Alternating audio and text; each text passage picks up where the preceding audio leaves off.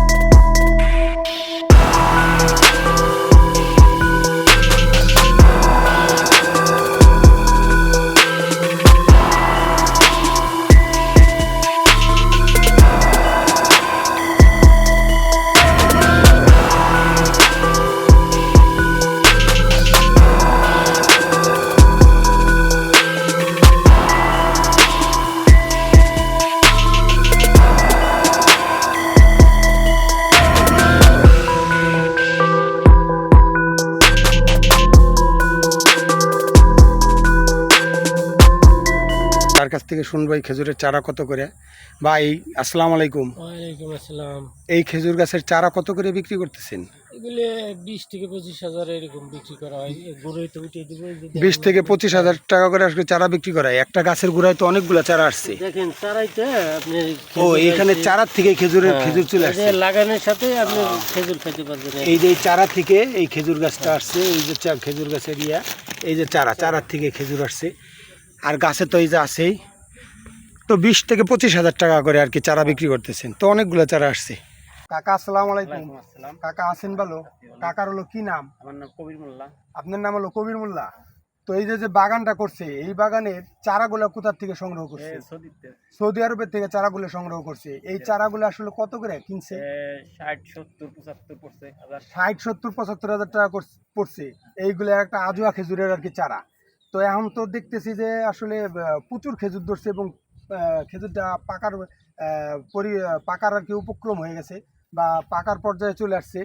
তো আসলে এইগুলা খেজুরগুলো আসলে কি কি জাতের এইখানে খেজুর আছে এই বাগানে? ধরেন বিভিন্ন জাতের আছে, কয়েক প্রকার আছে, ধরেন মরিয়ম আছে, মরিয়ম আছে, তারপরে আজোয়া আছে, আজোয়া আছে, তারপর আপনার হলো গিয়ে ইয়া আর কি কি আছে?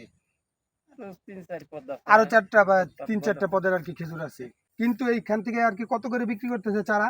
এই যে এই চারাগুলা এগুলো যদি নিতে হয় তাহলে এগুলো 15-20 হাজার টাকা লাগবে। 15-20 হাজার টাকার মতো আর কি একটা অ্যামাউন্ট লাগবে। ধন্যবাদ কাকা, খুশি হলাম আপনার কথা শুনে। সবাইকে অসংখ্য ধন্যবাদ সময় দিয়ে সাথে থাকার জন্য এবং পুরো বাগানটা আসলে ঘুরে দেখানোর চেষ্টা করছি।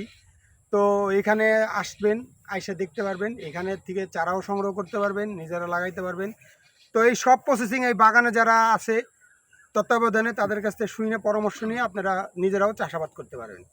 আমার কাছে বাগানটি আসলে অনেক সুন্দর লাগছে, আমি ঘুরে সব কিছু দেখানোর চেষ্টা করছি। যদি আপনাদের ভিডিওটি ভালো লাগে অবশ্যই লাইক কমেন্ট এবং শেয়ার করে দেবেন। ধন্যবাদ, সবাই ভালো থাকবেন, দেখা হবে অন্য কোনো ভিডিওতে।